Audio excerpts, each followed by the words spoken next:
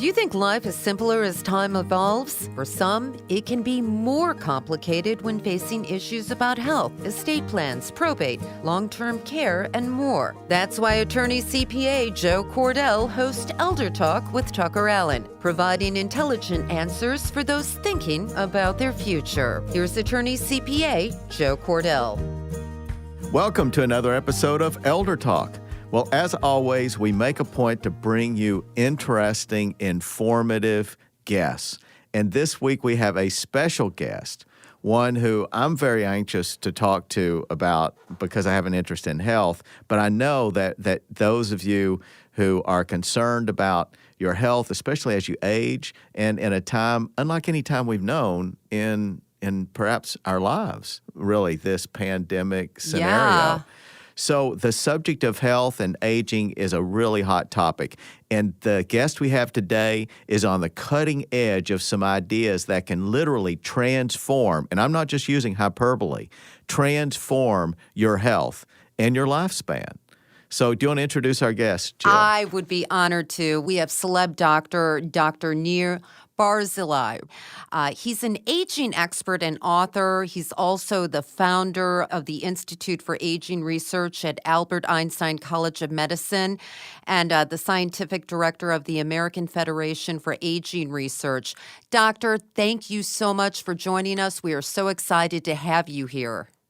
Pleasure to be with you. Yes, and I also want to mention that you're the author of a book called Age Later, Healthspan, Lifespan, and the New Science of Longevity. That always pricks up my ears whenever I hear discussion about lifespan and longevity, because I really think that's the brave, new, bold frontier for American science and for world science as we think about, how do we add more years to this life that has historically been so short. Correct. So let me start with a misconception that I find that's very frustrating for me already. And this is that people think that aging is inevitable. And you know what? Dying is inevitable, but aging the way it is should be different. We cannot live the way we are. We accumulate disease after disease and treatment after treatment because aging has a biology. We can see it. We know who's old and who's young. And this biology can be targeted. And when I say we, bunch of geroscientists, this is the science of old is kind of new, and it's called geroscience. We figured out in a scientific, very responsible way, lots of studies, lots of papers, we figured out how to target aging. We figured out how to slow aging, to delay aging, to stop aging in certain instances. And we tried working on reversing aging in several instances. So this is something that we have to know, and we have to know it in particular because this COVID-19 exactly caught us at the period before we started targeting the whole, we're kind of fighting the virus. We're doing immunization, but we have to defend the host too. And there's a way to defend the host, and that's where we are. And doctor, you are speaking my language because you're saying in the absence of a pandemic, the best thing we can do is strengthen our immune systems. Well, everybody picks and chooses, but we have 8 hallmarks of aging that we agree on. One of them, for example, is the immune decline, and one is inflammation. They're both relevant for COVID. But there are other things that we can do about aging, and each one of those hallmarks is a hallmark because we show that if we target this hallmark, we target aging. Look, it's not only about the immunity, because even when you think about the COVID, yes, we don't want to get the virus, so we have to have immune competent, right? We don't want to get the inflammation that is what causing people to go to ICU and getting this terrible lung disease. But also, we need a body that can sustain a severe disease. We need all of that. And the way we get all of that is we target the biology of aging that is relevant for everything and all the diseases, and that's how we improved our health span.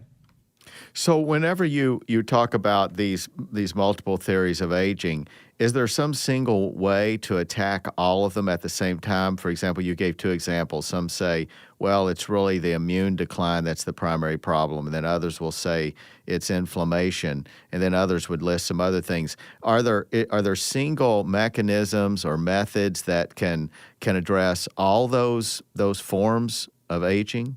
Yes, yes. So let me give examples so then it becomes real. There is a drug that if we give to all animals, they will all live longer. I'm talking about worms and fish and mice and rats. And this drug is actually a drug that is in human use, not only in human use. 180 million around the world are using it chronically. It's called metformin. It's used for diabetes. So this drug that is used for diabetes is actually a drug that targets aging. And what it targets basically is all the hallmarks of aging because they are kind of connected. Now, what do we know about metformin? We know about metformin that if you give them to people without diabetes, they will not develop diabetes. If we give them to people with diabetes, they will have less cancer. They have less heart disease. They have less Alzheimer. And they even die less. In other words, somebody on metformin with diabetes has lower mortality than people even without diabetes. So it's kind of a powerful drug. And where the COVID caught us is exactly when we were going to the FDA to say, hey, we're doing this study that will show you that one drug can delay all those diseases at once. Not one disease at a time, but all the cluster of disease, because it targets aging. So it prevents all diseases. It's aging that drives the diseases.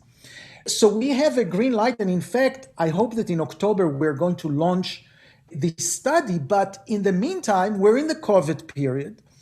And there are two issues. One is, ethically, what do I do? Do I go up and say, you should give people metformin because theoretically it will prevent their aging and they'll do better.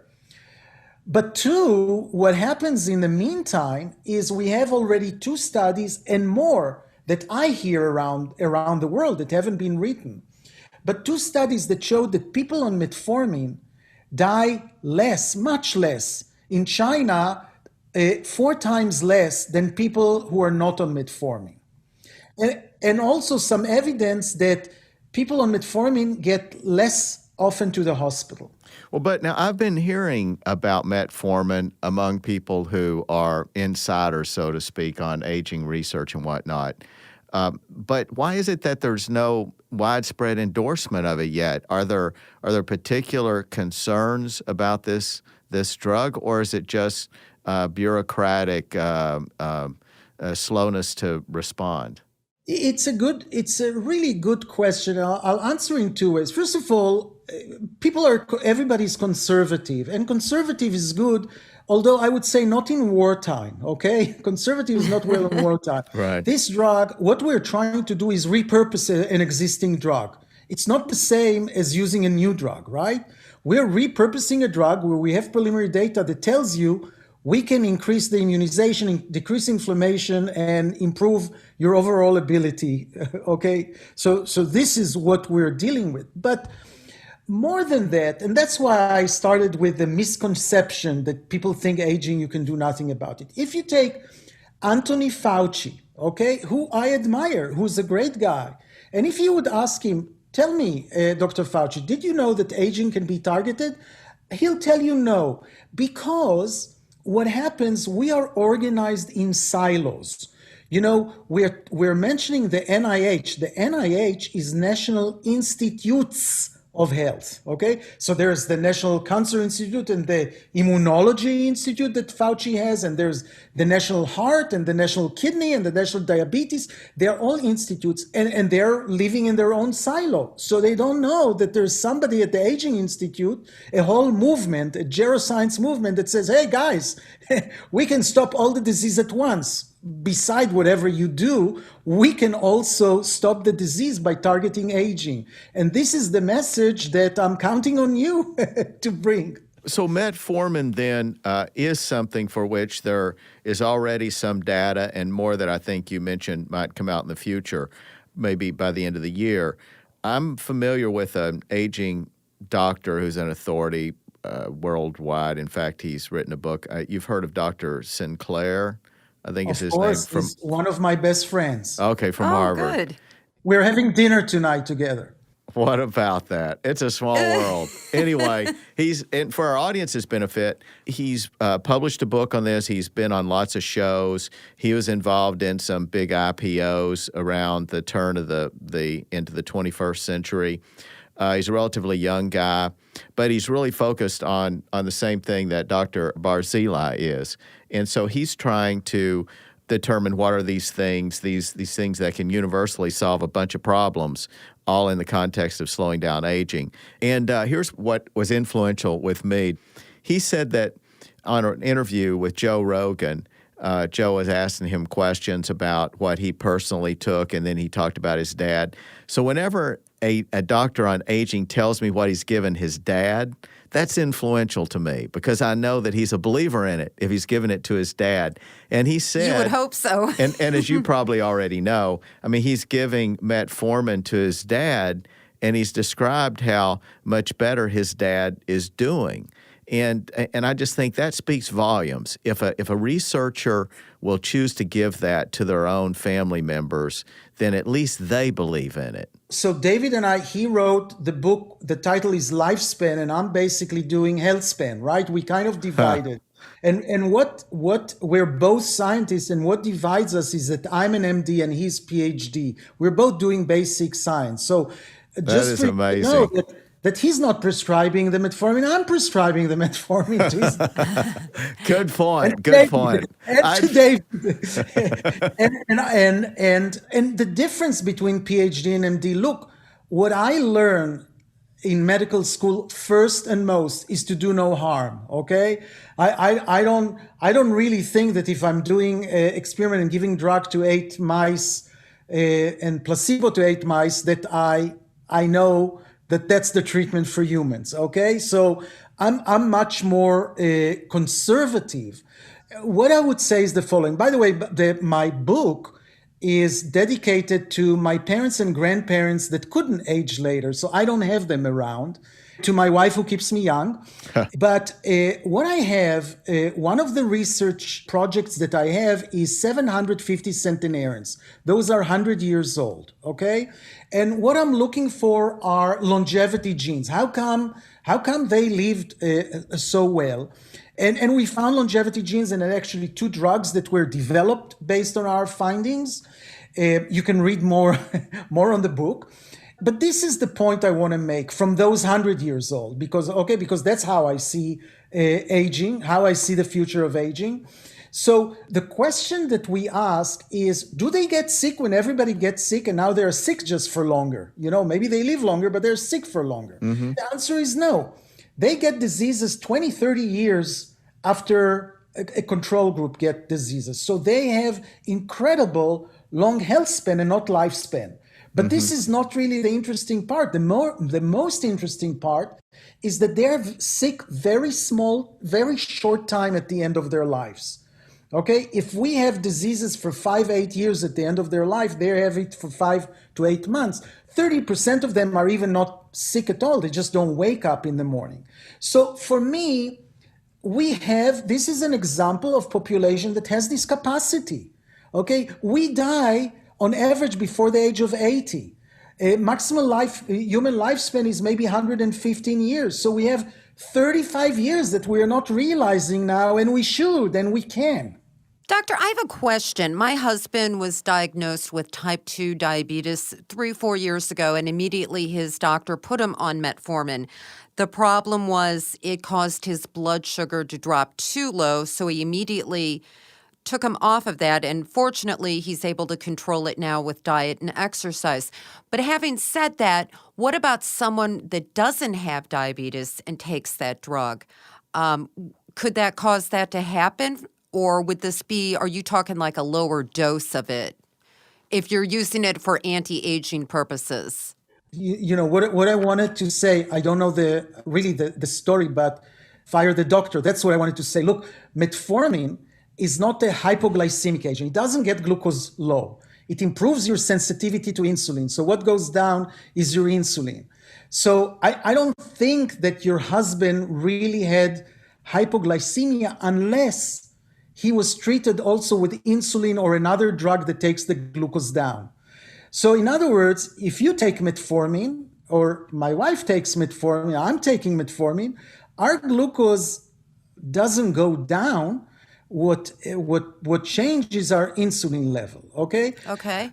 But the one thing, if you don't start metformin slowly and do it with meal, the first week has lots of gastrointestinal side effects. One of them is diarrhea. If diarrhea goes for more than a week, you cannot tolerate metformin. But after that, most people have no idea that they're taking metformin, and they're taking metformin for years, for life sometimes. So no side effects after that period, you're saying? No, and that's the cool thing. If it's a truly drug that targets aging, the side effects should be less diseases, right? Right, right. That's the side effects. So clearly, metformin is a drug that has gotten lots of attention and holds promise. Are there other things that you know of in addition to that can be done by which people can get closer to this maximal lifespan of approximately 115 years, I think, for human beings? Yes. Well, I don't know if they can get to 115 years, but yes, there are other drugs that have been developed. In fact, the most encouraging thing in our field is that there's over $500 million of investment only in drugs that targets those hallmarks of aging. And I would talk about two other drugs. One of them is in human use and is in human trial. And it's called rapamycin, or if it's not rapamycin, it's called Rapalog, analogs of rapamycin. And rapamycin in animals has the largest effect on health span and lifespan, more than metformin in animals. We don't know in humans. The reason we're not pushing rapamycin because there is a safety issue and a dose issue that we haven't yet really figured out in humans. But there are trials, even apropos the COVID, there are trials by a company called Restor Bio on their rapalogs in order to see if it prepares people for the COVID thing. So that's one example, the rapamycin or the rapalogs. The second drugs are called senolytic, and just not to make it so complicated, one of the things that happen with aging, we accumulate cells that are known as zombie cells. They're really acting out, they're producing proteins that cause the environment actually to accelerate aging. And there are several drugs that can kill those cells and improve part of the aging. Those are on trial now, and I think that in the next week or two, there will be very important publications to suggest that they're working quite well in humans and apropos COVID-19. So I could go on about what's being developed, but those are things that are in human trials that are safe and can be considered to treat people to prevent COVID disease, but also for the next virus, because we're talking about defending the host. We're not talking about the specificity of this virus. Yeah. You're talking about general strong immune system and a healthy body. Correct. What do you think about resveratrol and, for example, NMN? I've heard those mentioned as having promise for longevity. That's true, and I would say that both of them are harmless as far as side effects. They are nutraceuticals. They're also available to trial. The problem with your nutraceutical is that you don't always know what you're getting. And David and I are involved in a company. We measured some of those substances, and they're not what they're claimed to be every time. So it's not standardized like a medication, but look, it's good for the economy and it causes no harm. Okay. Well, yeah, I mentioned that. So also vitamin D has been getting some attention, especially regarding the immune system and this pandemic. Can you make some comments for our listeners who are especially, most of our listeners, as you probably suspect from the name of this show, are over 60. Is vitamin D something that all of them should be taking as supplementally? So let me tell you the problem that we have with vitamin D. The levels of vitamin D are related to almost every disease of aging. Okay, low vitamin D, you have any one of those diseases. There's only one study out of many that showed that vitamin D changes any of those diseases, and this is osteoporosis in older women. Okay, that's the only thing where we know that vitamin D helps. I can tell you that my wife and I have very low vitamin D levels, and we're not taking vitamin D. My doctor wanted me to take vitamin D, and I said, why?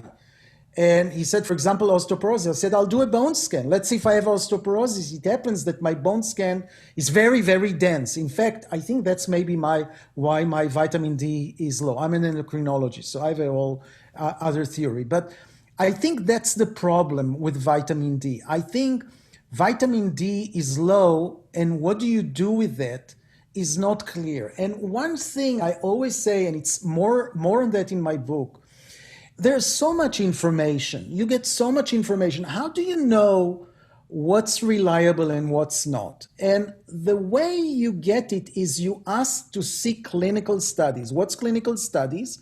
That you take a population and you give half of them the drug and half of them the placebo, and you look at the outcome. If you don't do that, it's only by association, you're going to make huge mistakes. So if something is not harmful and you believe in that, you can take it. But if you want to really know if it works, if you don't have clinical study, you don't know. Vitamin D has lots of clinical studies, and they're pretty much negative. That's interesting. Yeah, because you're right. There has been some publications suggesting vitamin D to help combat the virus. And doctor, we all know vitamin C boosts the immune system, or can. Now, I've heard also it can help prevent aging. Is that true? No evidence for that. So, one of the things that the National Institute of Aging is doing, it has a program that's called ITP. It stands for Intervention Testing Program. If you have, if you come and say, look, I know vitamin C delays aging, I have this publication, that publication, they would give vitamin D in 3 different centers to male and female mice and test if they have effect on their health span and lifespan. And that's how we kind of adjudicate if a drug makes it or not. Because, one of the problems, if a single lab does a study and say, oh, vitamin C increased longevity, you don't know if it's true. You don't know if it has enough power. How the investigators are, what are they doing with the data? So you need an objective measurement, and that's how we do it, and that's how we progress to the drugs that we know are effective. How much vitamin C do you recommend to boost your immune system? I don't recommend. Let me say, it's not that I don't recommend. It's not that I'm saying yes or no. It's just nothing that I suggest that is part of aging. I'm not against you taking it, but it's just not, I have priorities. I'll take some other things much before I get to vitamin C. Well, let's shift to those priorities, some of which you've talked about, like I think the metformin. So if one of our listeners were visiting you, and let's assume that they're even over 70, what would be the priority of things that you would suggest to them for a longer, healthier life? As far as the environment, it would be 2 things. The main thing that rejuvenate the body is exercise. I think people can do exercise at any stage of their life. If you haven't done exercise in your life and you're 70 years old, you can still walk, and maybe walk more and more every day until your Fitbit that you should buy will tell you that you're at 10,000 steps. And walking is a great exercise, right, for anybody? Walking is a great exercise. If you ask me what is the best exercise, we don't know the answer. We don't know the answer, but I think it's probably makes sense that we should do combination. We want to build our muscle, our upper body strength, our lower body strength, and our cardiovascular fitness. So I think all of them are important. By the way, stretching is important too, because you don't want to get injured while exercising or while... Good point. As far as the environment, let me tell you, again, let me give you an example of what I'm doing and why. What I'm doing is called intermittent fasting, or the specific intermittent fasting that I'm doing is called 16-8. The 16 is how many hours I fast every day. So for example, today, I had dinner last night at 8. I finished dinner at 8 p.m. and I had lunch actually after 12:30. So I fasted for 16 and a half hours. I did have coffee with a drop of milk, but no sugar. I had water, but I really was fasting. And then at lunch and until dinner, I eat whatever I want. Okay, and it's not really difficult because I skip breakfast. And even if I'm hungry at 11, I have only 1 hour to go. If you gave me a diet for 3 months, I would break any day. Yeah. So it's not true that breakfast is the most important meal of the day, huh? Oh God, this is so not true. This is Kellogg's propaganda. Look, in evolution, men woke up in the morning, chased the deer, took it at night, had a barbecue, okay? Cakes for Marie Antoinette came much later. Kellogg's is another invention. And there's no any support for the fact that breakfast is important.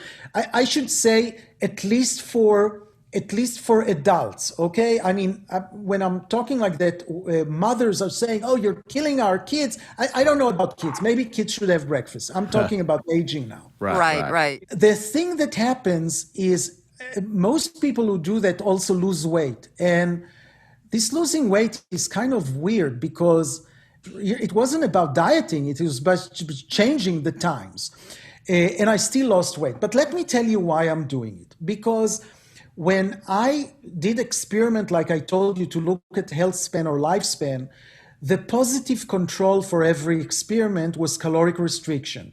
We would take mice and rats and give half of them to eat whatever they want. Others, we would give them 30-40% less food. And they would live 30-40% longer. And we thought that it means you should just eat less breakfast, less lunch, less dinner. But that's not what we did. What we did with those animals, we gave them all the food in the morning. They were hungry because they're getting less food. So they're finishing their food in the morning and then they're fasting for 23 more hours. When we're giving them the food throughout the day, they're still lean because they have less food, but they don't live longer. So you need to do the fasting and to upregulate biology that is happening when you're fasting in order to get the benefit for aging.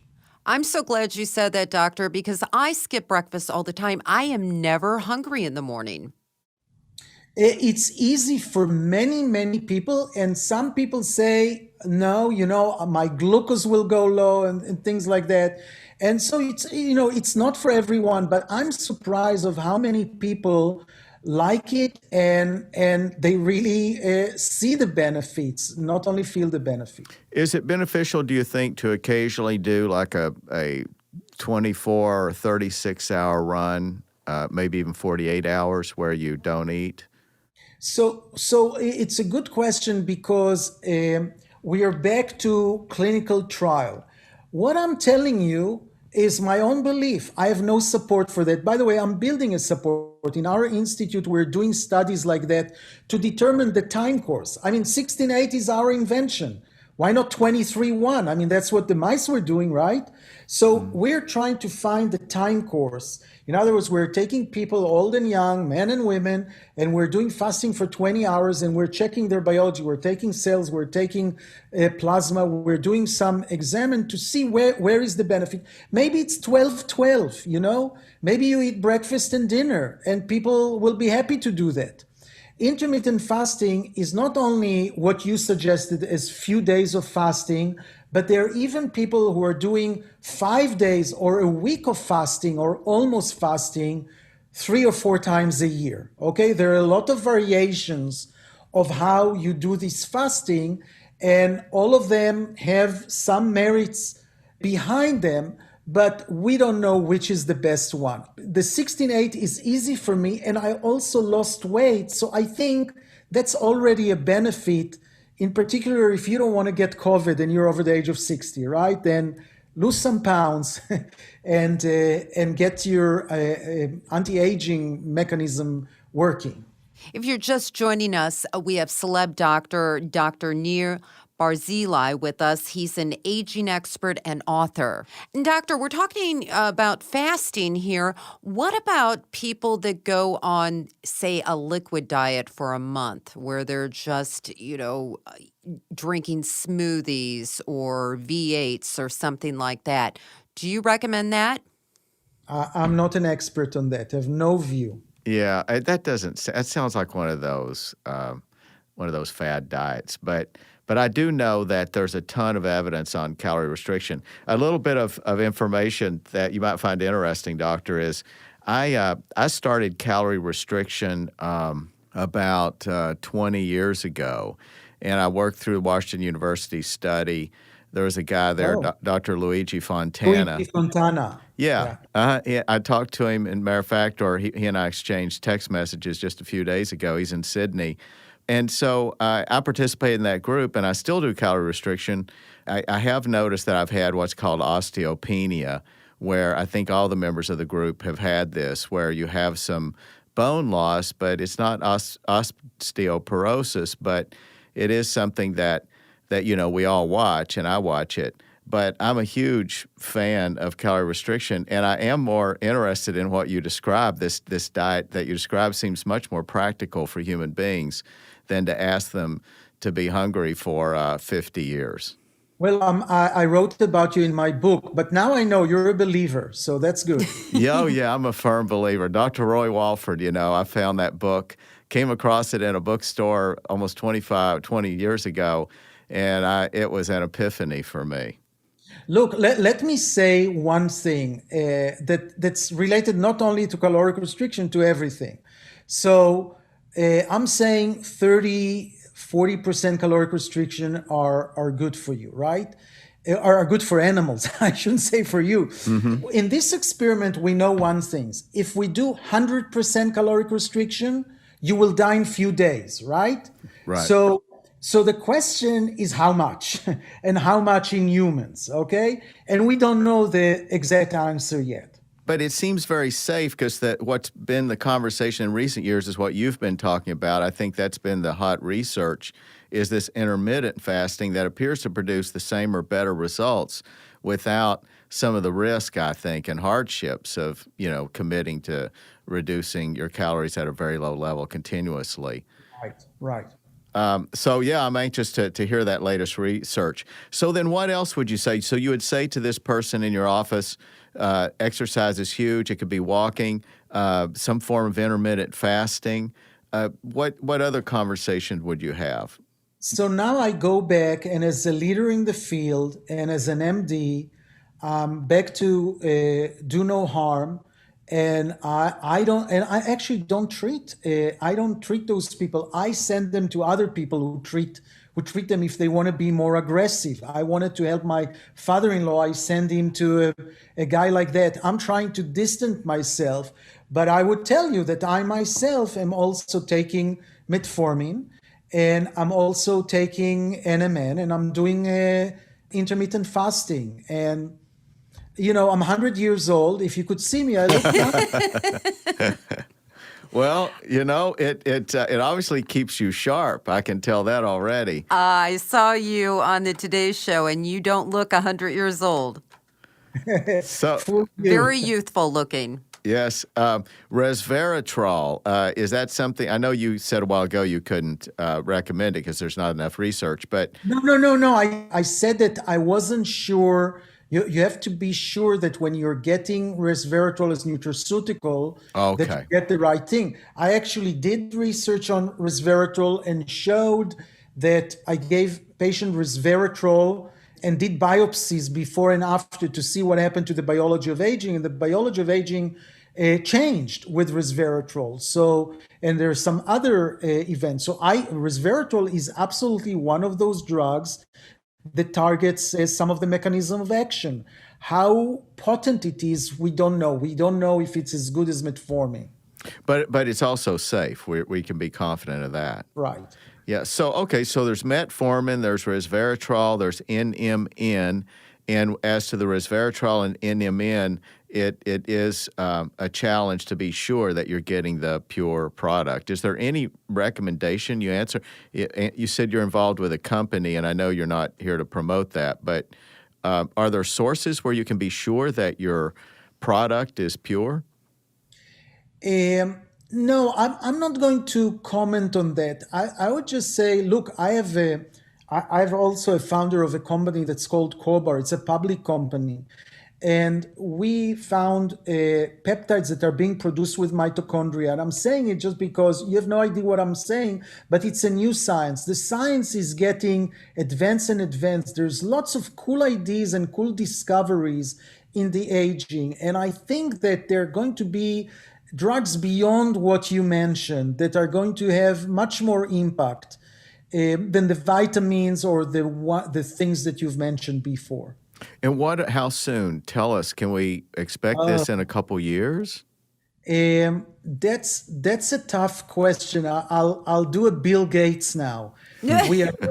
We are overestimating what we can do in 2 years, but underestimating what we can do in 10. And I let that stand. Now, what would be I'm sure there would be challenges getting the insurance companies to pay for these medications for these purposes. Well, not more than there is already, right? I mean, first of all, let's try to predict the future. When we show that metformin delay aging, the FDA approved that, everybody will be on metformin. It's the cheapest drug in the market. Okay, you get 700 pills for $60. Okay, so that's not a concern. The healthcare providers get a really, really cheap drug to prevent lots of services. They should be happy. They still charge the same premium. Then there'll be other drugs, right? Combination of drugs. Some of them will be expensive, but they'll be expensive at first. Okay, they'll be expensive like the new expensive drugs that are coming out. And then they'll be cheap because they'll be generic. So I think whatever we see now, we'll see there. Yes, you're not going to develop drugs if they're not people who are going to make some money, and pharmaceuticals are going to make money. I'm not, that's not my fight now. My fight is to get that. And so that it's available and it become generic as soon as possible. Yeah, and you're right. We've got to preserve the profit motive. I mean, that's what's going to drive this research, and the best and brightest, pouring time and attention into this is that they'll make some money. And as you point out, eventually those patents run out, and then that's much cheaper. So that's an exciting thing to think about in the not too distant future. And that's a time frame, even if we go out to 10 years, I think that's good enough for us and many of our listeners. Let me ask you something, though. Many people are concerned also, we focus on the body, and what part of the body, of course, is the brain. But many people may have more concern about the potential for dementia, the potential for Alzheimer's, and less about that their body won't hold up from the neck down. And as you point out, that something like metformin and these other things, to the extent they slow down aging, then of course they preserve the quality of the brain just like everything else. But in the meantime, though, people who are waiting for these solutions, what about brain health? Do you have any specific suggestions that would not be implicit in what you've said already? No, just to say that there are drugs that target aging that will be developed and will be more relevant. Some of the drugs are going to be maybe more relevant to one disease than the other. So let me give you an example. There's a company by the name of Selfage. It's a biotech, and they're developing something that turns on the garbage disposal of the cells. We have a garbage disposal. Actually, it's a green energy garbage disposal because it takes down junk proteins and take them to pieces, and you can build them again and right this time. So you have this process that's called autophagy. It's the garbage disposal. And part of what's happening with Alzheimer is you accumulate in Alzheimer and Parkinson, you accumulate abnormal proteins. So if you increase this autophagy, you're going to clear this protein. And when you give these drugs to animal, that's what you do. So, but you know, when you give this drug to animals, everything is improving. Their metabolism is improving. Their immune function is improving. Their eyesight is improving. So there's a lot of aging part, but it's going to be more relevant to neurodegenerative disease where you have accumulative proteins that you need to get rid of. And you know, even if you have genes for Alzheimer's, you know, your strong family history with genetics for Alzheimer, and you get Alzheimer at age 60, you know, usually after, even with this genetic, it's still 60 years that you need to age in order to get the disease, okay? Aging is really the major risk for all those diseases. And so if you can target aging early, you get so much more benefits. Yeah, Aubrey de Grey has written eloquently about this. And he's this aging expert, for those listening. He's this aging expert. I think he's at Oxford. He's in Europe, in UK. But he said what you've said too. That he said if you would just reinterpret all these problems, you know, the heart disease, the cancer, the diabetes, and start realizing that these are all fundamentally diseases of aging, and it's a different way of thinking about all these problems. And there's such a payoff in the solutions that you're talking about. Absolutely true. I totally concur. Now, I know, Doctor, we have just a couple of minutes because you have another appointment coming up. And we very much appreciate your taking time to be with us today. So what else would you add in just this couple of minutes to sort of crown what we've talked about so far and the encouraging words that you might have for people as they're aging now? Yeah, just to know, look, there are more advices in my book. That's Age Later, okay? With more specific, with more stories, with more understanding the process that you know, that it's not that I woke up in the morning and said I'm an expert, an aging expert. It's really hard work of lots of people, of a whole field that went from hope to promise, and now we can realize the promise by new approaches, new drugs.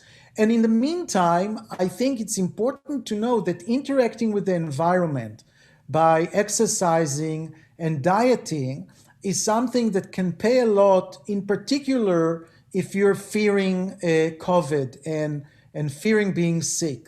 This is a good way to start, and hope that for the next virus, there'll be medication that actually will prevent it.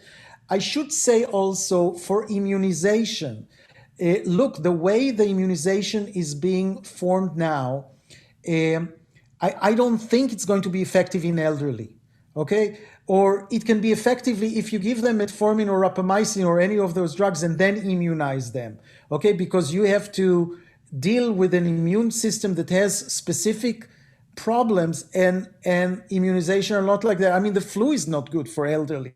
So I think that's another avenue where you just need to think about the elderly, the biology, and we can help solve the problem.